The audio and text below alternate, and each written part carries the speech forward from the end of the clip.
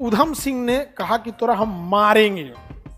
21 साल बाद मारा उधम सिंह ने 1940 में, लेकिन बदला लिया उधम सिंह ने। उधम सिंह कैक्सटाउन, इंग्लैंड में एक जगह है कैक्सटाउन मॉल है, हॉल है, उसमें पार्टी चल रहा था। जनरल ओ डायर बूढ़ हो गया था, वहां पार्टी में गया था यहाँ पे।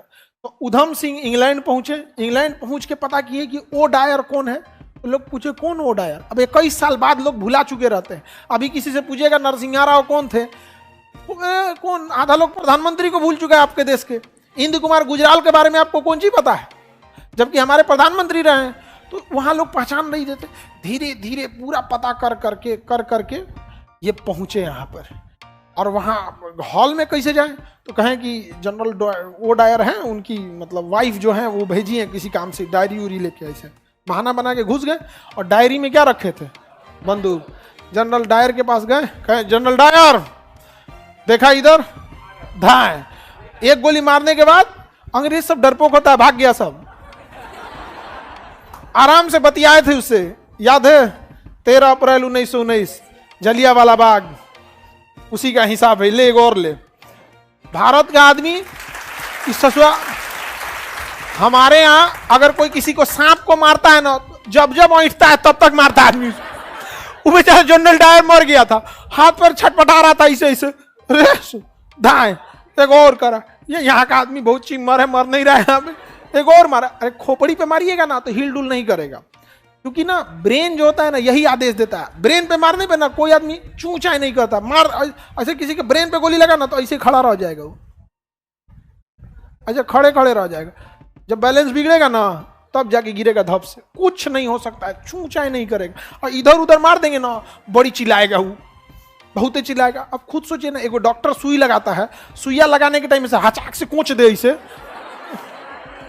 गोली वैसे ही लगता है, इंजेक्शन एक साइज का पूरा दवाई वैसा ही कोच दे अंदर ना। बस सोच लीजिएगा गोली का दर्द कैसा होता है, हड्डी तोड़ देता है घुसने के बाद, जल जाता है वहां का मांस एकदम, बाप बाप चिल्लाता है। बेचारा कहर रहा था, आई मार रहे थे धाए धाए। पुलिस आके पकड़ी, कहा कि ले बंदूक ले, 2 गोली बचल है, बोल तोरो दे दे, लेकिन दे दिया उसको, कहा रखो यहाँ पे। इसी से दुश्मनी था। 21 साल पहले हमारे यहाँ आके मारा था। उधम सिंह जब मारे ना तो पूरा भाग गया, सब हॉल खाली हो गया। पुलिस ना साइड से देख रही थी कि गोलियां खत्म हो गया कि नहीं, बंदूक दे दिए लो। तब आया सब, हैंड्स अप, सिट डाउन, करे बकलोल कहीं का सिट डाउन, चल ले चल पकड़ यहाँ पे। सब अंग्रेज सब कहा कौन आदमी है यार, ये सरदार कौन सा है। जज के सामने जब प्रस्तुत किया गया, तो जज के सामने जब उनको ले गया गया तो उन्होंने पूछा कि तुमने ऐसा क्यों किया था। तो उन्हें बताया कि हमारे पूर्वजों को इसने मारा था। पंजाबी हैं लोग, कब तो इनको छोड़ेंगे नहीं यहाँ पे। सरदार लोग भाई बाप रे बाप, बहादुरी में तो उनका कोई नहीं कह सकता है। मार दिया उन्होंने। जज पूछा क्या नाम है तुम्हारा, उन्होंने कहा राम मोहम्मद सिंह आजाद। नाम क्या बताया था उन्होंने, राम मोहम्मद सिंह आजाद। और लोग कहते हैं भारत को लड़ा दोगे। अरे हमारे डीएनए में एक दूसरे से इंसानियत भरा हुआ है। कोई हमें जाति धर्म के नाम पे बस चुनाव तक लड़ा सकता है, और वो भी तब तक जब तक लोग शिक्षित नहीं है। एक न एक दिन ये अंधकार मिटेगा और लोग शिक्षित होंगे। फिर आंख में आंख डालकर लोग जब सवाल पूछना चालू होंगे, तब लोगों को समझ में आएगा बहुत लड़ा चुके। अपना अधिकार मांगना सीखिए, और अधिकार मांगने से नहीं मिला, इसे छीनना पड़ता है। और शिक्षा ही एक चीज है जो ऐसा हथियार है जो मेटल डिटेक्टर में नहीं पकड़ाता है। इसे कहीं भी ले जा सकते हैं, और इसकी मैगजीन की गोली खत्म नहीं होती। शिक्षा एक ऐसा हथियार है जिसकी गोलियां कभी खत्म नहीं होती। ऑटोमेटिक फायर करते रहिए। यहां पर समझ में आएगी नहीं आ गया। अंग्रेज सब ढल गए सब, बाद में भले अंग्रेजों ने उन्हें फांसी दे दिया, लेकिन समझ में आया ना कि तुम हथियार लेके आए थे।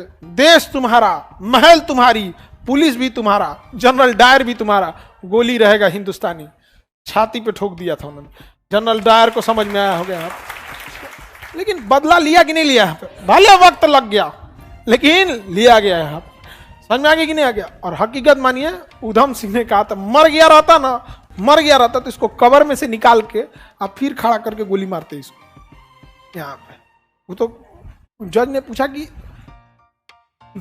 सवाल जवाब तो होता है ना। जज ने कहा कि मतलब कि इतने समय लग गए तुमको, मतलब मारने के समय में, तो इतना लंबा समय वेट कैसे किए। कहा था ना कि हम इंतजार नहीं कर रहे थे, मृत्यु इसका लिखा था मेरे हाथ से, मृत्यु इंतजार मेरा कर रहा था कि आओ और इसकी मृत्यु, इसकी जान लो यहां से। हम थोड़े इंतजार कर रहे थे। मार के जनरल डायर को ना व्यवस्था कर दिया यहाँ पे। अंग्रेज बहुत डरते थे, इसलिए अंग्रेज भारतीयों को ही सेना में रखते थे सब। आप गौर कीजिएगा ना, अंग्रेज ही ज्यादातर भारतीय सेना में थे अंग्रेज यहाँ पे। तो लड़वा के इस कंपनी का उस कंपनी के साथ, इस राजा का उस राजा से लड़वा के ना रखते रहते थे सब यहाँ पे। समझ में आ रहा है कि नहीं आ रहा है? किसी को कोई दिक्कत?